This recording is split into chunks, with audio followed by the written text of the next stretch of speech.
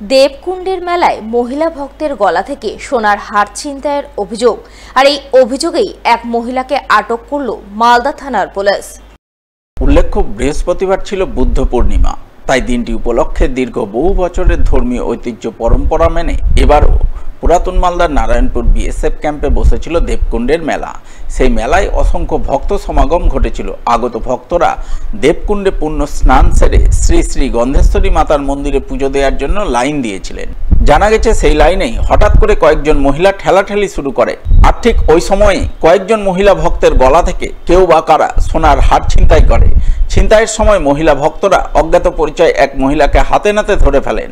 এরপর তাকে তুলে দেন মালদা থানার পুলিশের হাতে। পুলিশ ওই মহিলাকে আটক করে থানায় নিয়ে যায় এবং তাকে জিজ্ঞাসাবাদ করে এই চক্রের সঙ্গে আর কারা জড়িত রয়েছে তার খোঁজে তদন্ত শুরু করে বলে জানা গেছে।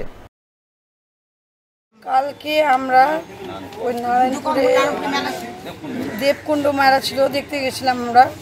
তো ফাঁকাই ছিল মেলা লাইনটা, কিন্তু ভিতরে যখন ঠাকুরে প্রবেশ করি 7-8টা মহিলা এমনভাবে ধাক্কাধাক্কি করতে লাগলো, দিয়ে দিল। তা আমার বোনের মালাটা অর্ধেক তো খুলে পড়ে গেছে, আমার বোন চেপে নিল হাতে।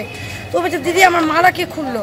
তখন আমি মালা দেখছি, আমার গলায় মালা নাই, দুজনে মালা। তারপরে আমার পিছনে যে ছিল তাকে তো ধরা পড়লো, ওই গলাতে হাত দিয়েছিল যে ভদ্রমহিলাকে আমাদের থানাতে ওকে নিয়ে এসছি আমরা।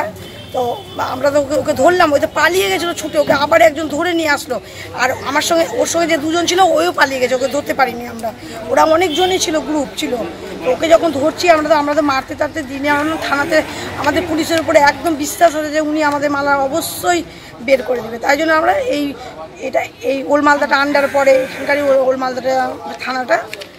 তো আমি ওল্ড মালদা হ্যাঁ তিনজনের করেছে আমাদের, আমরা তিনজনে এসেছি। আগামী 26 তারিখ রিমেল ঘূর্ণিঝড় আছড়ে পড়বে উপকূলে। সেই ঘূর্ণিঝড়ে ব্যাপক ক্ষয়ক্ষতি হবে পশ্চিমবঙ্গের ক্যানিং উপকূলে। তার প্রভাবে 27 তারিখ ভারী বৃষ্টিপাতের সম্ভাবনা রয়েছে মালদায়। শুক্রবার এমনটাই পূর্বাভাস দিলেন মালদা হাওয়া অফিসের অধিকর্তা তপন কুমার দাস। তিনি ঠিক কি বললেন শুনুন তার মুখ থেকেই।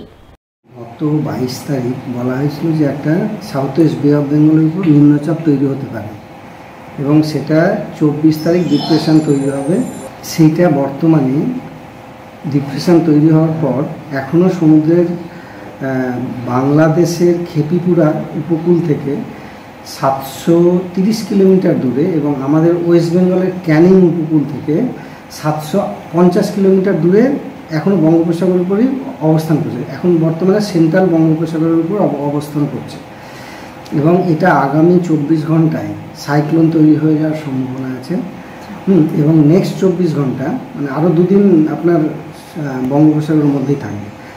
নেক্সট 24 ঘন্টায় সুপার সাইক্লোন তৈরি হয়ে যাবে এবং সেটা আমাদের ওই বাংলাদেশের খেপিপুরা এবং পশ্চিমবঙ্গের ক্যানিং উপকূলে আছড়ে পড়বে এবং আছড়ে পড়ার মুহূর্তে বাতাসের গড় গতিবেগ 100 থেকে 120 কিলোমিটার পার আওয়ার এবং গাছটি 130 কিলোমিটার হতে পারে।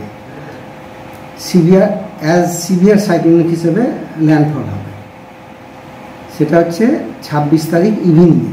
26 তারিখ ইভিনিংয়ে ক্যানিং এবং বাংলাদেশের খেপিপুরা, আমাদের ওয়েস্ট বেঙ্গলের ক্যানিং এবং বাংলাদেশের খেপিপুরা অঞ্চলে ল্যান্ডফল হওয়ার কথা আছে। এতে আমাদের সাগর আইল্যান্ডের ব্যাপক ক্ষয়ক্ষতি হবে। আমাদের এখানে ঝোড়ো হাওয়া থাকবে, ঝোড়ো হাওয়ার গতিবেগ 30 থেকে 40 কিলোমিটার হতে পারে এবং সঙ্গে ভারী বৃষ্টিও হতে পারে।